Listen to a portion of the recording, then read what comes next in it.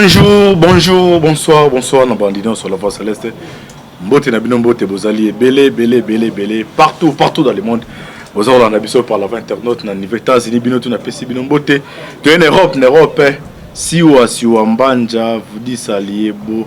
Maman Fatou à niveau Suède, vous à niveau Asie, Océanie, en Afrique, sans oublier en République démocratique du Congo. Et ça vient de Konabino, Moïse Bon, Kantiba, Nemiso Bolingara. Tout le bateau, automessana la décryptage ya actualité politique boye bateau zawapi, tozo kende wapi, tokosuka wapi. Actualité zali dominé na désignation ya président ya Seni. Na ebisa bino awa ndenge ba plein betamaki. Église catholique, azana candidat na e awa lelo Denis Kadima ye mutako kamba biso en 2023. Mais à la grande surprise, lobby 3 ambassadeurs bakena centre interdiocésain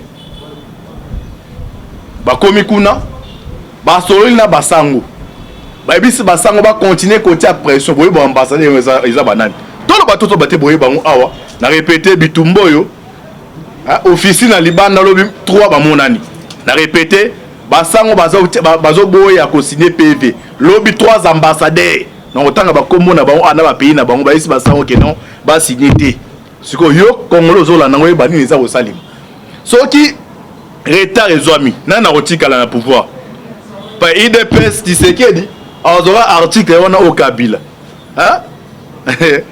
article 70 le président ba ivoirien ba le président reste jusqu'à wana binombo ba mukilo eza terrible ba ivoirien ba le président de la République reste jusqu'à dans article 70. Alors Denis Kadima yende ba poni boye ba masole betama kindenge neza ba sijo to limbo la biso ya bidwa na salinga mokote na yambi ndeko Jeff na ndeko Jeff nous ça décryptage ya archoté na sur ça même langage na moboke bende na osenga to prier makasi parce que na yebisa bino mettre que non to koti na o babengi guerre ya Armageddon. Donc guerre oyo za makasi ti akei. Donc toi guerre Armageddon basango bazana candidat na bango bataki na sultani babi sultani candidat sultani toboki candidat kwa kweye tolo bate awa toza na tango na pokwa bilembo nyonso oyo ekomama na Biblia botanga pour brochure mingi ya Branham brochure wana boye basindi ya temps de la fin bomona ba Belgique ezozinda ti bomona ba Los Angeles ezozinda ba malade ezoyaka ba coronavirus eza basino o aza musala njabi na osenga na mbongo te nde ba chrétien parole de Dieu ba ke non Jésus Christ aza koya. Tous les événements au njamba lobaka nyonso yango to mona ngo yango do monde azokoka kobundisa coronavirus te biloko nyonso wana nzamba lobaka no so moni biloko na comme koya c'est que boye na komi pembede. Alors ozali pasteur ozali sango ezande faute ya nde bato parole de Dieu nyonso toza mukile eza tina mote oze important ya kozwa vie éternelle. Alors ambongo ye makamba Bible etalete ka politique na politique même atako tunani papa ya Roma au moins atako ta makamba italien. Ndeko Jeff, bonjour. Bonjour Ndeko Antibal. Bonne santé. Te santé ezali kimia. Bon, eza royinda basango baboyi ko signer président Assemblée nationale pesi bon 48 heures. Ce baboyi azozwa Kadima atindi patch Fachi promeke. Lobby ambongo abengaki Fachi ebise ke no aza beso bakutana nayi. Yebisa biso et c'est passé ndenge nini. Babi Kadima azali ndeko ya Tshisekedi. Nde baza mambo ya PPR dapu ya kana église ya Mutombo, église ya Mukuna. Ndenge nini mutapuya na église ya Mukuna ko ba président Seni. Tebi dapu sa Mukuna. Est-ce que Kadima wana auti wapi azali nani? Est-ce que azali Jonker ya IDPS? Yona bandeko ba Hollanda siko ba yeba. Merci beaucoup Ndeko Antibal pona motuna. Topesi bandeko tu oyo bazolanda biso mbote. Bisika tu bazozwa biso bao bazolanda biso en France bao bazolanda biso aux États-Unis awa pe en Afrique na kati ya mboka na biso République démocratique du Congo partout à l'intérieur du pays to pesi bino mbote tozali sous une sengo mingi ya kozala na bino na plateau ya la voix céleste pour na ko décrypter l'actualité politique o ezali dominé ndengo nde Kwantibala uto yebisa bino par la désignation ya président ya CENI makambo eleki lobi de déclaration en déclaration to komeka koloba ko décrypter yango ko pesa bino polele de Kwantibala pour na ko répondre na question na yo Monsieur Denis Kadima azali nani bamususu balobi o apriaka ipa mukuna bamususu balobi o Kadima azali Muluba comme le chef de l'état azapé Muluba moyen comme président de CENI ezati bamususu balobi o biso to kotinda ba candidat na biso te pona nini parce que Kadima azali passage en force ya Félix Tshisekedi pour être batandela mbeto akito kwa élection à 2023. Nous allons analyser ça d'entrée de jeu. Monsieur Denis Kadima azali congolais batu ba yebana no yango azali congolais toyoki balobi azali originaire ya province ya Équateur mais kombo ya Kadima ezaka kandenge tozaka na mboka na biso nga nazali Muluba nazala moninga na nga za Mongala omoni siko Mongala boti mwana lobité na kopesa moninga na nga Muluba kombo azwi kombo wana bapesier mais origine na ye tozui to vérifier aza Muluba te ndenge ba confession religieuse bazali kokosa bato donc ndeko Kadima azali na mutu wa province ya Équateur le grand Équateur. Maintenant qu'est-ce qui fait que ba confession religieuse lelo babo ya candidature ya Kadima qu'on se dise la vérité, mais pourquoi l'église catholique et l'église protestante bazali koboya candidature ya Kadima? Qu'est-ce qu'ils veulent? To bandana nous na likambo etali consensus de Kwantibala. Est-ce que ndenge tozana biso ni balé wana plateau peut-être ozo sepela na agenda oyo ozo sepela na couleur na ngote nga natali na moni que non agenda oyo eza bien mais couleur oyo il fallait qu'ils à la noire to kotikala ka jamais ko se mettre d'accord na eloko moko au départ bozana nous 8 na 8 wana église catholique église protestante tangu baké na consensus les 6 confessions religieuses babimisi Denis Kadima. Église catholique et lobby que non Moutouana zali proche à Tshisekedi assemble la kaipa Mukuna. Nous connaissons la position de Mukuna et le type ne peut pas venir pour comme président de la République, président de la CENI. Donc ce qui Moutouana le quitte otandeli déjà Tshisekedi mbetu. Or oyebi déclaration oyo shola utaki kosala. Déclaration à confession religieuse. Point 5, bango babanda qui exiger alternance. Donc pour na bango que Tshisekedi dégage mutu mususu ayawana. Nous savons le pourquoi batwana bazali koloba bongo. Pourquoi? Parce que Tshisekedi le met à mal. Tshisekedi azoti que la bango espace. Donc bisika tu babanda qui oyi baba bloquer yango. Voilà pourquoi bazali kolite que no Tshisekedi alongo. Mais ceux qui bozali contre Tshisekedi, mais bo pesa biso ata argument solide. Tuna Ambongo, Tuna plutôt Choli, Tuna Marcel Outembi. Au moment qui bakota qui est pas président de l'Assemblée nationale lobby. Babimi mbalamoko bakoti na mutuka. Bango ba message na ko sala ba déclaration. Pourquoi ba sali déclaration lobby te? Babimi bazoye bisamboso benga Tshisekedi ya mbabiso. Bino bolobi vous devez dépolitiser la CENI de Kwantibala. To raisonner ni timikolo. Bango balobi no ba dépolitiser ka CENI. Sikoyo lobby et pas mboso bazolo bano tuzo senga audience c'est pas Tshisekedi. Tshisekedi aza politique te. Siko tango akoyamba bango bakobeta masolo politique te. Wana eza dépolitisation to eza politisation. Ozomona ke basango eloko ezali ko sala bango eza nini? Mbongo Moïse Katumbi obaliaki. Ozana ba preuve. Ba preuve ezali. Ba preuve ezali. Tuna bango entreprise pesa ki bango ba smartphone na élection 2018 mukolo entreprise wana na Katumbi relation ni neza entre bango mibale tuna basango ba yebisa tango mbongo akendaki na Lubumbashi tango akendaki osala ba déclaration contre proposition ya Tchani asali yango après kokutana na Moïse Katumbi. Donc biso tokotika mboka na biso te yango na yebisaka batu nous devons changer la manière ya kosala politique. Politique eza kofinga batu te, politique ezali ko critiquer mutu te, mais la politique c'est l'échange des idées. Awa bango bazokosa biso oyoki ambongo na ni chole alobi te biso tokotika la ka jamais quoi abandonner poursuite. Les poursuites doivent continuer. Bapesi bango 48 heures. 48 heures et aussi là lobby na 0 heure. Entre-temps de l'eau, bazo sali l'eau côté. Dodo Kambapé a lobby te biso to si to sali mosala. To si to bimisi na biso 6. Biso si confession to bimisi mutumoko. Bango bazali mino. Mais ndeko chef, moi te que même modus operandi. Moi toke na cas Rosa Malone. Et c'est même cas. Baza 8 6 baponi, église catholique dans pour ça va désister.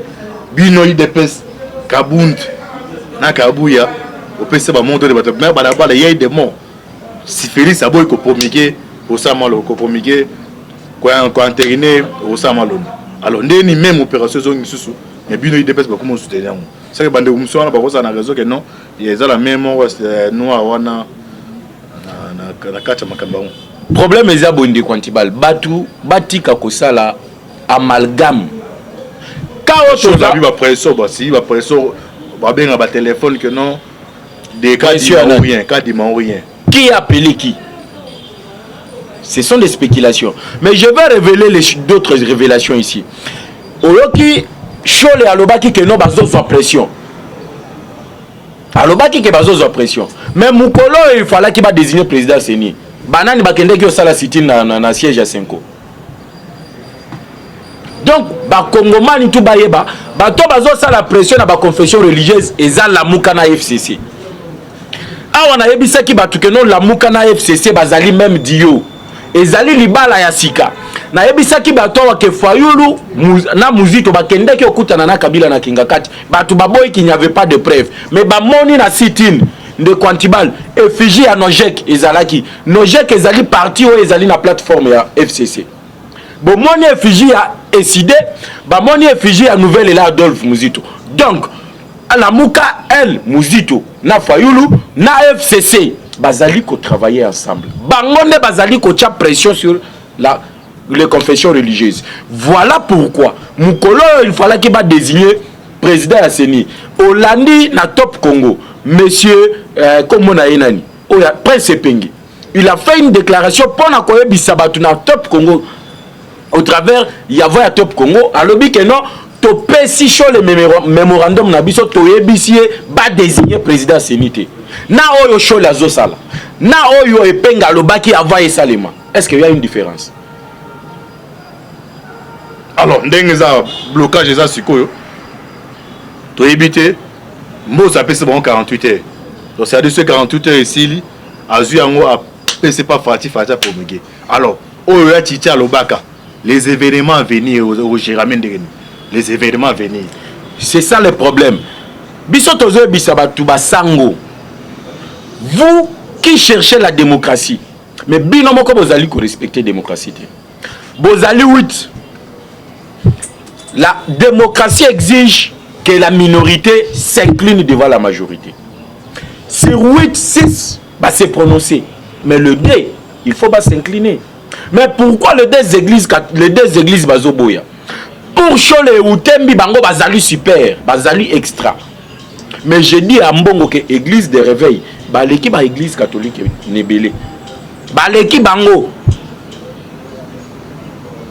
Donc église catholique na église protestante ba comme mon année tu super bango bazali ba super religieux na quatre équipe même l'équipe à Bâle même Barcelone tous les joueurs bazabo équipe jouent à Barcelone mais ça là moi OK non ceux qui étaient à 2 secondes match ici là au ceux qui couvre les amis mais ça ko marqué parlant na lobanim ba église de réveil zali mais les tout derniers Mamikola Kabila quand même église catholique a joué rôle macasse.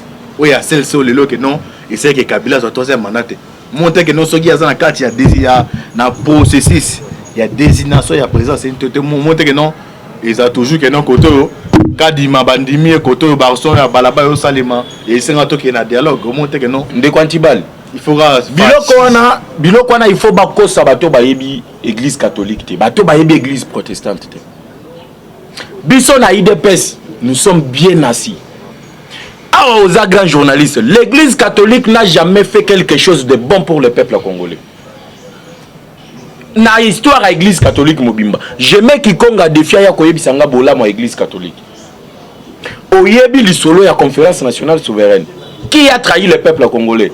Et ça, bango mon côté, bato église catholique. Dialogue et ucho sale makala mingi te. Pona zonga na histoire te, vita otozana yango. Awa na dialogue. Vie tchel Tshisekedi ake okufa na poto.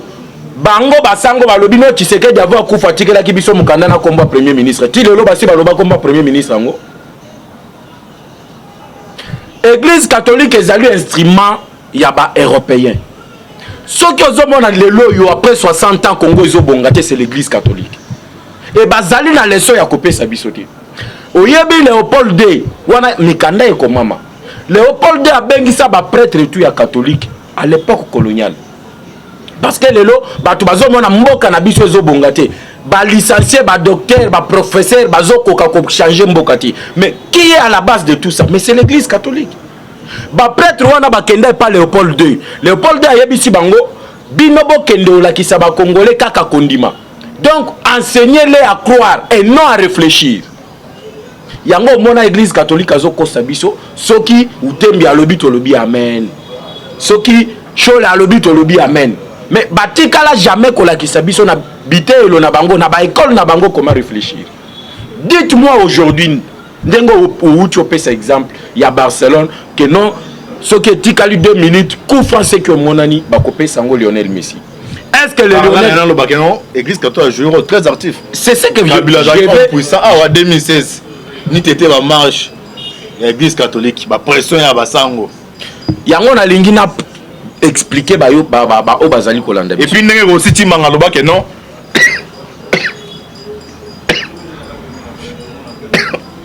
je m'en excuse. Ndenge aussi timanga ba que non le peuple gagne toujours. L'église catholique peut gagner toujours. Voilà histoire ya mboka na biso. Tous les bas régimes oh baté mais église alonga bon rabino bozo banga te. Biso tozo banga. Comment je baron c'est pas pitambo ko finga basango parce que va déranger régime afati. Non non, ndeko antibali. Oyebinga malamu depuis na banda politique na tikala ofinga mutu te. Moi j'analyse le côté positif et le côté négatif. Oyo nazolo bawa na fingi mutu te est-ce que na fingi choli? Est-ce qu'elle a fini ou tembi? Non. Mais je dis la vérité.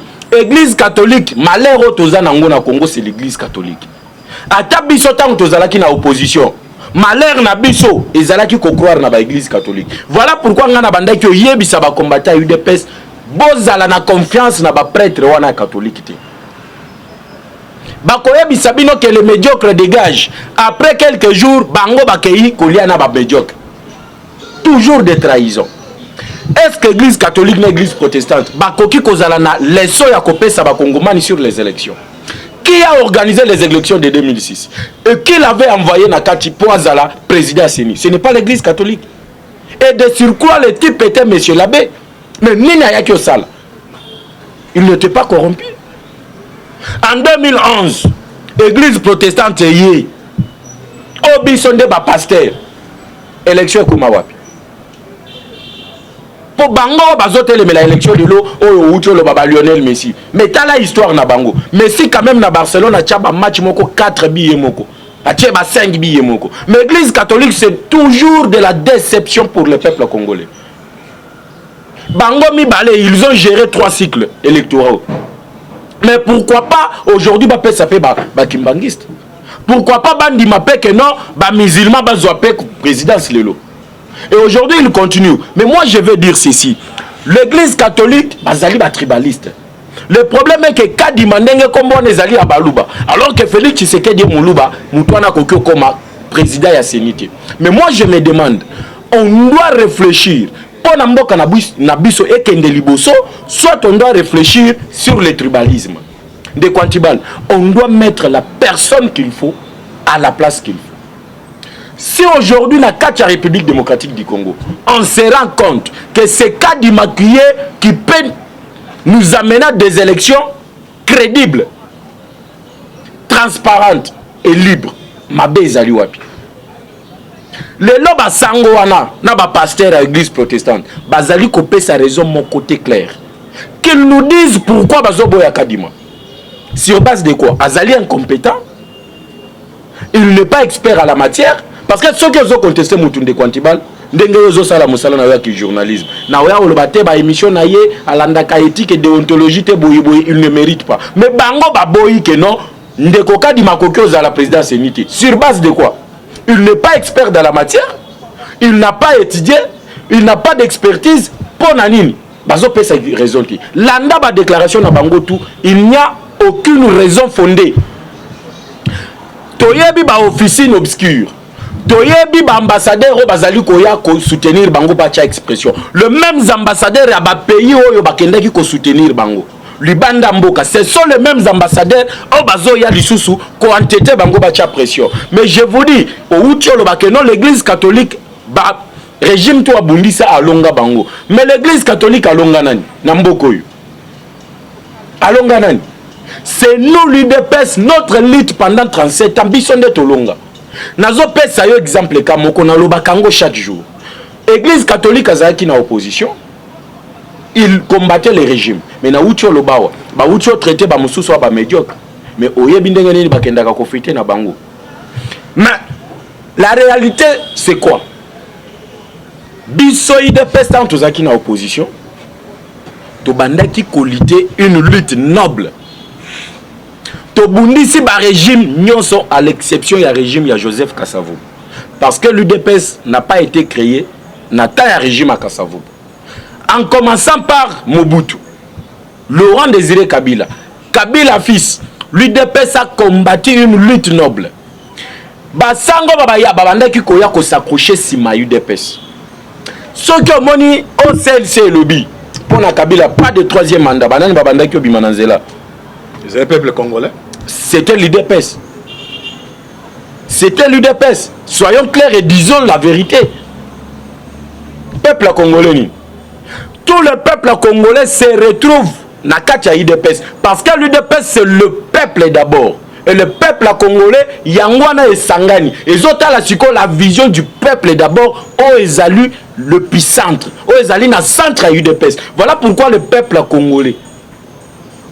Au moment où il y a un parti politique, tous se retrouvent dans l'IDPS. Yango yoka balambert mende baloba biso totika na olongwa IDPS.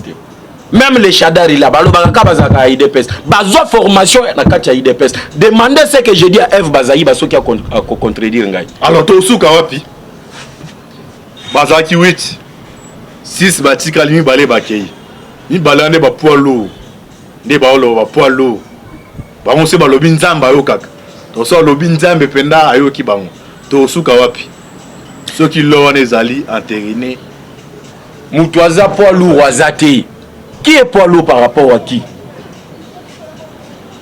Donc église catholique a poids lourd que l'église de réveil. Et si l'église catholique est poids lourd, a poids lourd na politique, to na makambo etali religion. Parce que ce que l'on dit, cardinal Nabango, il y a le bakaka politique et non la religion. Donc ce que l'on dit, azali poids lourd, donc na kacha politique. Mais ce qui est la religion, la République démocratique du Congo est zali mbokaya fumu Simon Kimbangu.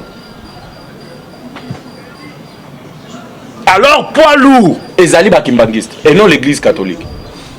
Voilà, c'est le. Ce que j'ai dit est réel. Mutoyo asali bikamo. Papa baye bisaka yo ba église catholique ye yebisio ke no yeso atambola likolo ma yo mona yango mais bakoko na yo ba viva miracle Simon Kimbangu asala na Congo. Poids lourd ya Congo c'est le kimbangiste. Alors batika ba aventure wana. Alors maintenant bazo kende na boule na bango. La moka lobby na fayulu. On ne va pas tolérer même une seconde de glissement. FCC lobby toko tolérer glissement. Entre-temps, botinda batuna bino to sala bureau à Seni ba publier calendrier électoral to kende na mapona mina 2023 bazobo ya kotinda. Il joue quel jeu? Olandi et Pengi, Olandi FCC. Point de chute na bango nini? Point commun na bango ezanini dialogue.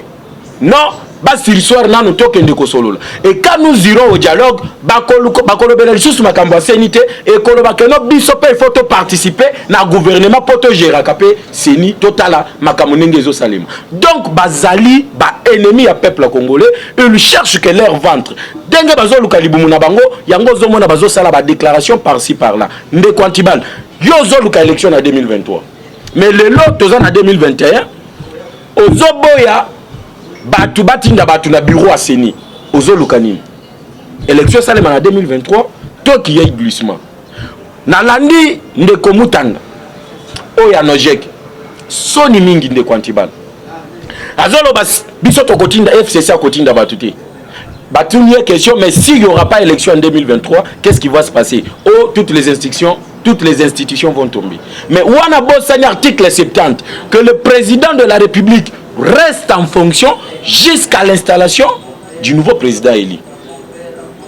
Wana nojek muto achaka makelele wana mais tala bassesse niveau bassesse oyo bazo talisa liboso ya population congolaise. Okay. Pona bango donc il faut battre ça là de tous les moyens bazonga na kati ya gouvernement. Bazolo ba non la majorité fabriquée au niveau de l'Assemblée nationale. Est-ce que la majorité est fabriquée? Et si la majorité est fabriquée, bino bazali pour majorité wana te. Pourquoi bato FCC na bato la moka bakendaka ko siéger na Assemblée nationale? Ce qui bomoni déjà que Tshisekedi tripote parce que nous faisons le can Assemblée nationale. Au moins ndeko ata ce qui basi confession na balobi non biso to boyi. To boyi Denis Kadima. Nous attendons que les deux confessions oyo bazali poids léger, baza poids lourd, baza poids léger, ba désigner candidat na bango. Ce qui ba ke kuna Assemblée nationale a boyi entériner bango. Parce que kuna union sacrée des majorité. Avoir ba tinda kombo mutwana et pas président de la République, il faut que l'Assemblée nationale entérine. Si ko soki batindi kombo ya mbongo, o mbongo akondima. Et y a l'Assemblée nationale ba boyi entériner yango, ba osala ni lisusu. Ok, merci ndeko Jeff Tokobi Nasuka. L'émission na biso émission bolinga. Tolo baté awa mitune zaki ngai ba rempo zaki ndeko Jeff. Antibala rozonga yemo boyeba. Ba dessous des cartes. Donc mana biki na biki to puye makasi. To puye makasi nazo mona mabe makasi, mabe za koya. Makasi, mabe mbong nezo tambola de rosakana te. Donc mbong nezo tambola do to puye makasi. N'est-ce toujours ce qui nous unit est plus fort que ce qui nous divise. Donc les liens qui nous unissent est plus fort. Les liens en les la République démocratique du Congo. Donc priez Makasi. Merci on de Jeff. To comme na souka émission na biso. Na lo baiser belé mais ne plusieurs musu na bengoto sur la maso musu. Na biso mot de la fête zali 1 minute comme ça do kabwana. Merci Ndeko Antibal pour la opportunité aux OP Sabiso à chaque fois pour te partager tout ça l'analyse, tout expliquer Bandeko Bazali Kolanda la voix céleste en ce moment. Lilo Bananga Soukezali que soyons mobilisés, bas Congolais, tous des pères et des mères Bissika tout Bouzali, soyez mobilisés pour défendre la République démocratique du Congo et de soutenir Félix Tshisekedi qui est notre sang, qui est notre frère, qui est notre petit frère, qui est notre grand frère, qui est notre papa, qui est notre fils, qui est notre petit-fils.